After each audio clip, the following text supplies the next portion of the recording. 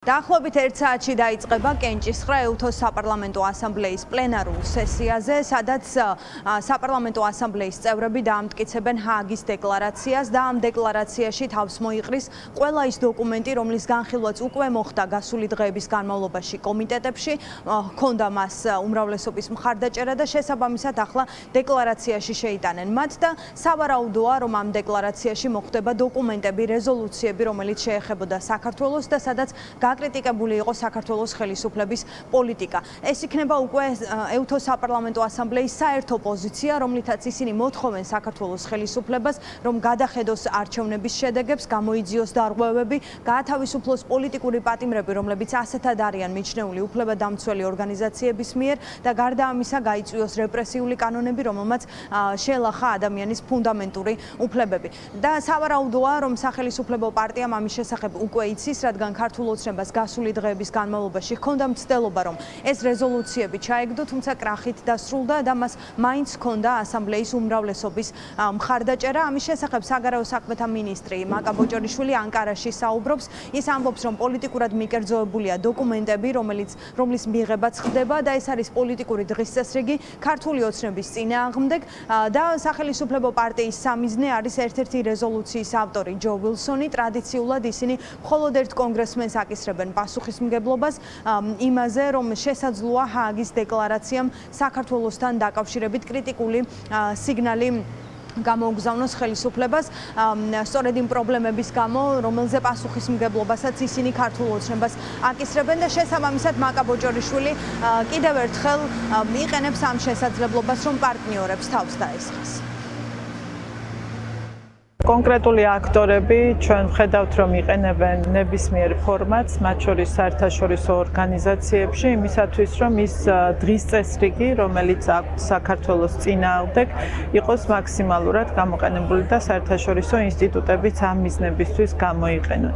ეს არ არის პირველი მცდელობა, ჯო ვილსონი არის ის ადამიანი, რომელიც აქტიურად საქართველოს წინააღმდეგ ლობირებს დღის წესრიგს საერთაშორისო არენაზე და რა თქმა უნდა, მას აქვს შესაძლებლობა ეუთოს საპარლამენტო ასამბლეის ფარგლებშიც იგივე დღის წესრიგი განავითაროს და სწორედ ამის დემონსტრირებაა ეუთოს საპარლამენტო ასამბლეის ფარგლებში საქართველოს თემაზე მორიგი ნეგატიური საკითხების დღის წესრიგის შემოტანის ვილსონის მხრიდან.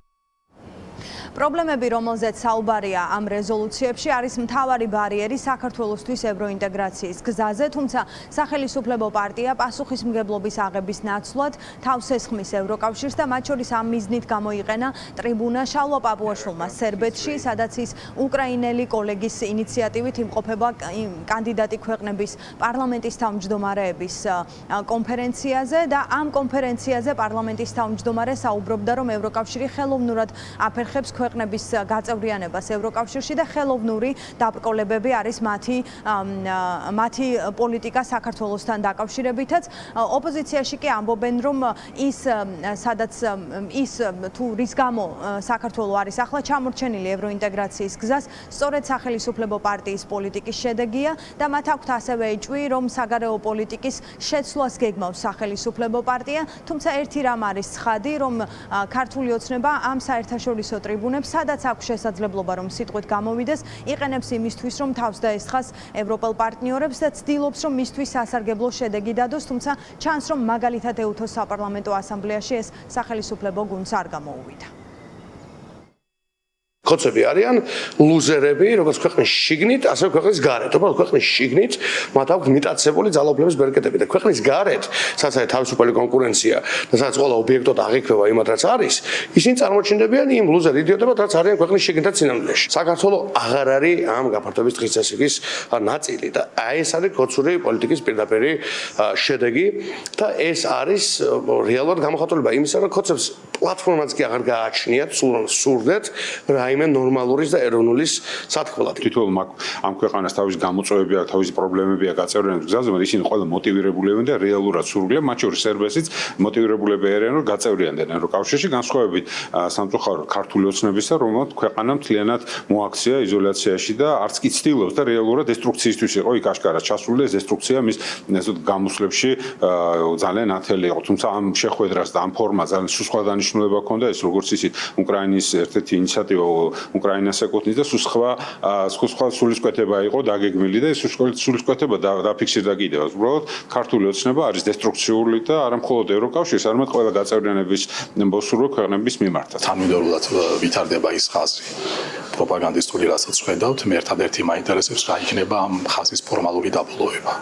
მაქვს ჩემი მოსაზრება, რაც მithქვამს არაერზის, ეს ალბათ იქნება ნახევრად დეკლარირებული მინიმუმ ქვეყნის საგარეო კურსის შეცვლა, ასე რომ ყველაფერი მაგეთკენ მიდის ამ განცხადებების გამოისურვებით.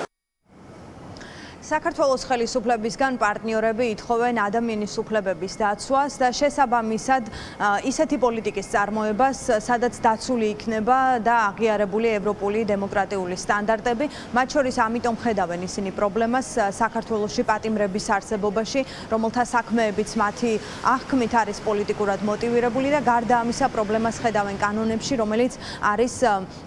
რომელიც მიჩნეულია, რომ ის ლახავს ადამიანის ფუნდამენტურ უფლებებს. სწორედ ამ შინაარსის ამ მოწოდების არის რეზოლუციები, რომელმაც გაიარა უკვე კომიტეტები ეუთოს საპარლამენტო ასამბლეის ფარგლებში. დღეს დასკვნითი სხდომა, პლენარული სესია, რომელიც რამდენიმე წუთში დაიწყება და დაახლოებით 1 საათში უკვე იქნება კენჭისყრა, სადაც სრული შემადგენლობა ასამბლეისა კენჭს უყრის ყველა დოკუმენტს და შესაბამისად ეს დოკუმენტები ჰააგის დეკლარაციაში მოიყრის თავს. სავარაუდოა, რომ დეკლარაციაში ამ საქართველოსთან დაკავშირებით დოკუმენტების შეტანას ექნება უმრავლესობის მხარდაჭერა.